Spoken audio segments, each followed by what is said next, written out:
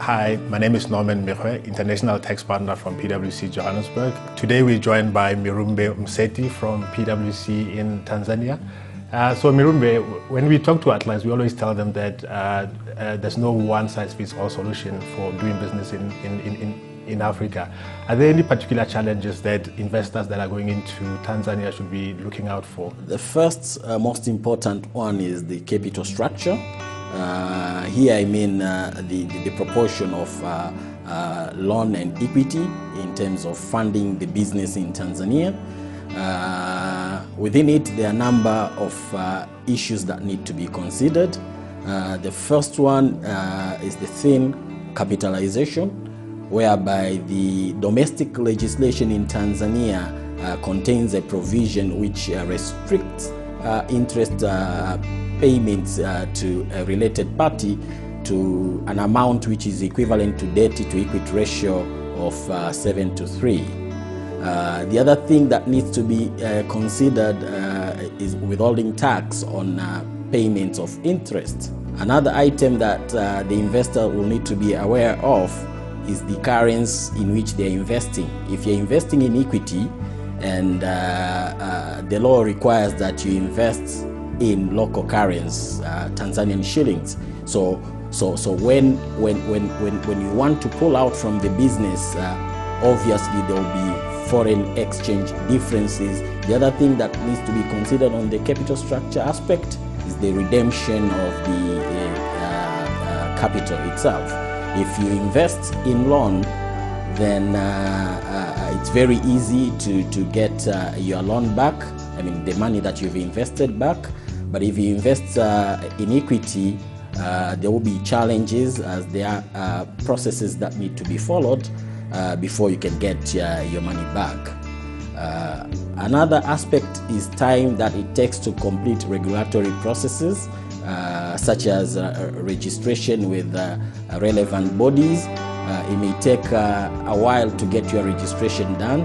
And also, if you are bringing expatriates from outside Tanzania, there will be challenges around obtaining work permit for those expatriates before they can work in Tanzania. And in practice, it takes around 2 to 3 months to get the work permit. The last point that the investor needs to be aware of is the awareness of possible incentives. If you register with Tanzania Investment Center, there are a number of tax and non-tax incentives that you can be granted. Also, if you register with the Export Processing Zone, you may get tax holidays of up to 10 years. What about the companies that already have operations in Tanzania? What are the challenges that they should be looking out for? The first one will be multiplicity of taxes. There are a number of taxes that business in Tanzania have to pay, and this ranges from income tax.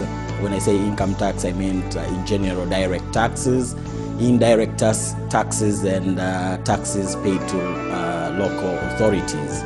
So that multiplicity of taxes increases the compliance costs. The other aspect is the management of installment tax estimates. The law requires that you estimate your installment tax payments 3 months after the commencement of an accounting period, and you make payment by way of installments. And for a year of income, the expectation is that payment will be made in 4 installments. However, the law also allows one to make an amendment to his original estimates if he thinks there will be changes in the results. Now, if there are changes, the last date by which you can make changes to those estimates is the end of the accounting period. Now, there are penalties in the legislation if you get your estimates wrong. in this case, the estimates are expected to be at least 80% of your final tax liability for the year. So it's very important for the new businesses that are coming in Tanzania to take care of that and ensure that they are not being penalized for getting their estimates below the required thresholds. Also, in terms of VAT refund position, an efficient management of VAT refund processes is required. The last thing will be identification of key tax risk areas, for example, transaction with non-residents. So if you transact with non-residents, it's very important to ensure that you manage any tax exposures that are there. If the transactions involves, say, withholding tax, then you ensure that the correct amount of withholding tax has been deducted on time and remitted to TRA. If the transactions involve a VATable item, then you ensure that you include those in your VAT returns. If you do not do that, then you put yourself into a risk of interest and penalties. From a tax legislation and administration, are there any major challenges in the horizon? If I start with the legislation aspect, the challenges are more around drafting of legislation, where in practice there's little consultation that is made, and businesses see that as a challenge. So would argue that in future more consultation is made, so that once a legislation has been drafted, there are no many obvious changes. The other aspect is on administration. Tax dispute resolution process tends to take too long, and once you've disputed an assessment, there is a requirement in the law to deposit 1/3 of the tax that has been assessed. Now, once the revenue have obtained that 1/3 tax deposit, they may take their time to resolve the matters, and in practice we've seen matters dragging for a long period, and this really is not helping the taxpayer. Lastly, there's a lot of talk about the OECD's focus on BEPS. How do you see this affecting tax policy in Tanzania? Actually, the government has taken a number of measures to address this matter, and some of the measures that have been taken is to introduce transfer pricing provisions. In the Income Tax Act 2004, there's a specific provisions which deals with transactions with the related parties, and also recently there have been an issuance of transfer pricing regulations. So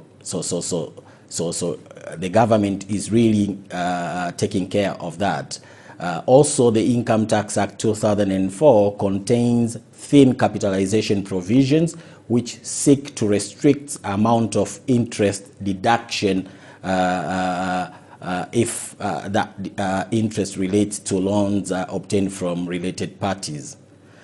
In addition to that, under the Income Tax Act 2004, there's a change in control provisions, whereby if you have an indirect disposal of a Tanzanian investment, then that indirect disposal is subject to tax in Tanzania, even if the transaction has not taken place in Tanzania. Thanks, Murembe.